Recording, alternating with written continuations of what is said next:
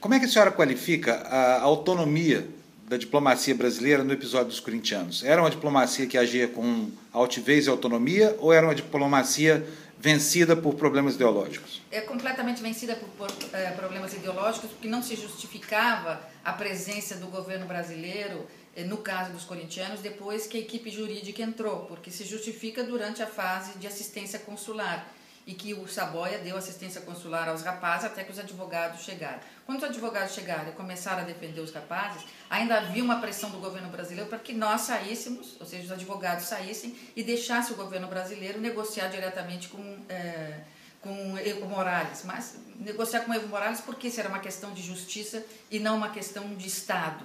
Então ali, nesse momento, a prisão deixou de ser uma prisão jurídica com base num crime possivelmente cometido para se transformar em prisão política, porque os rapazes ficaram sobre essas negociações, com base nas negociações entre Brasil e Bolívia. E o que a senhora achou dessa... O governo brasileiro tentou mesmo afastar vocês do caso? Sim, isso muito publicamente, né? Depois tentou, inclusive, pressionar os dirigentes do Corinthians para que afastasse o corpo jurídico, porque o governo brasileiro é que deveria estar à frente dessa negociação de soltura dos rapazes. E os rapazes acabaram sendo soltos por questões jurídicas mesmo, porque o trabalho jurídico demonstrou que eles eram e são inocentes. Ali houve muitas críticas, a senhora mesmo fez algumas críticas ao governo brasileiro pela falta de energia na cobrança para a libertação desses rapazes, dos torcedores do Corinthians.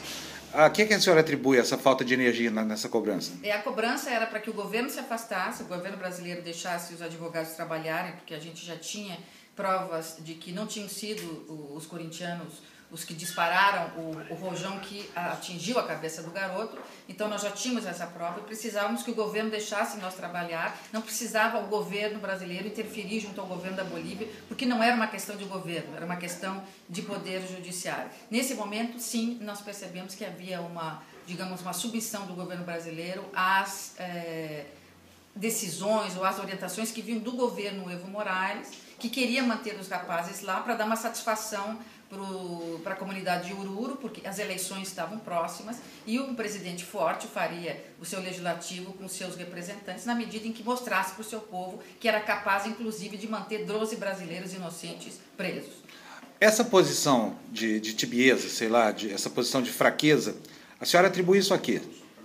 Já que o Brasil é um país muito mais poderoso e poderia se impor mais junto a parceiros assim do porte da Bolívia.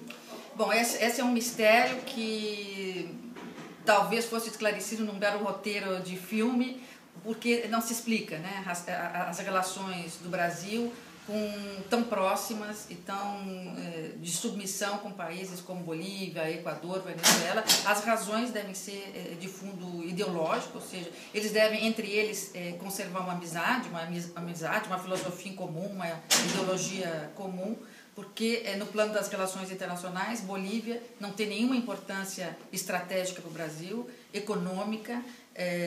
Nós não temos um número expressivo de brasileiros que queiram ir para a Bolívia e bolivianos que queiram vir para o Brasil contribuir com o nosso desenvolvimento tecnológico, social, cultural, econômico. Então, não há uma justificativa para essa relação tão próxima, não há uma justificativa para que o ministro das Relações Exteriores tenha caído num episódio tão sem importância como esse, tão sem importância relativamente a um país que é sem importância para nós.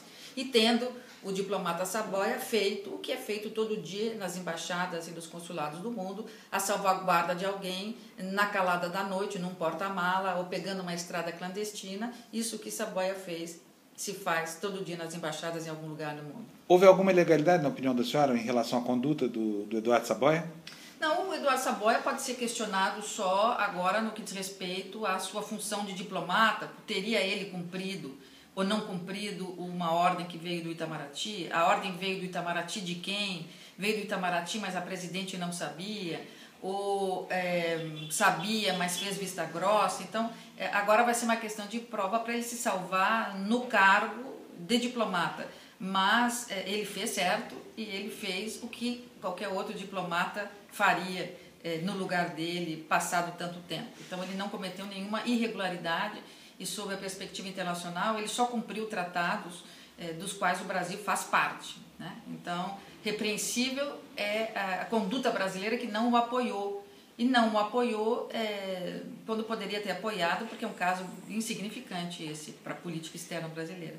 Agora, uma última polêmica que surgiu agora pelo seu colega, o advogado-geral da União, dizendo que a deportação está no horizonte de medidas administrativas porque o asilo concedido seria um asilo diplomático e não um asilo político. Existe alguma diferença jurídica entre uma figura e outra? Nenhuma. Isso tudo pode acontecer, foi digamos, uma marca deixada pelo governo PT, que rompeu com a tradição brasileira e com a própria Constituição, porque quem julga pedido de extradição é o Supremo Tribunal Federal e ele tem a última palavra. Mas nós vimos no caso de Cesare Battisti que mesmo tendo o Supremo Tribunal Federal decidido, o presidente Lula é que teve a última palavra.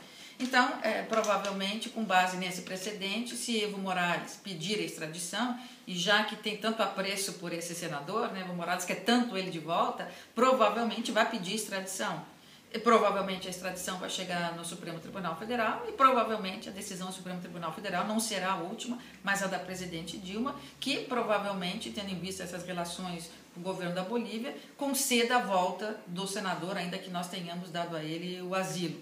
Isso vai depender de um processo que demora aí um ano e meio, mas já temos o precedente contrário de alguém que deveria voltar para o seu país de origem e não voltou. Então aqui é capaz agora da pessoa voltar para o país de origem, mesmo correndo todos os riscos que Cesare Battisti não corria, né, no seu país de origem. Ele só estava sendo procurado para cumprir uma pena, ao passo que o senador está sendo procurado para responder a processos que ele diz crimes que ele não cometeu e diz que nesses processos ele não tem tido o devido respeito, ou seja, ele não consegue se manifestar nos autos, ele não consegue constituir advogado, então ele estaria sendo cerceado dos seus direitos de defesa. Para a senhora que conhece o sistema jurídico lá em La Paz, a senhora acha que isso procede? Sim, ele voltando, ele será condenado, se não morto acidentalmente em alguma cela, né?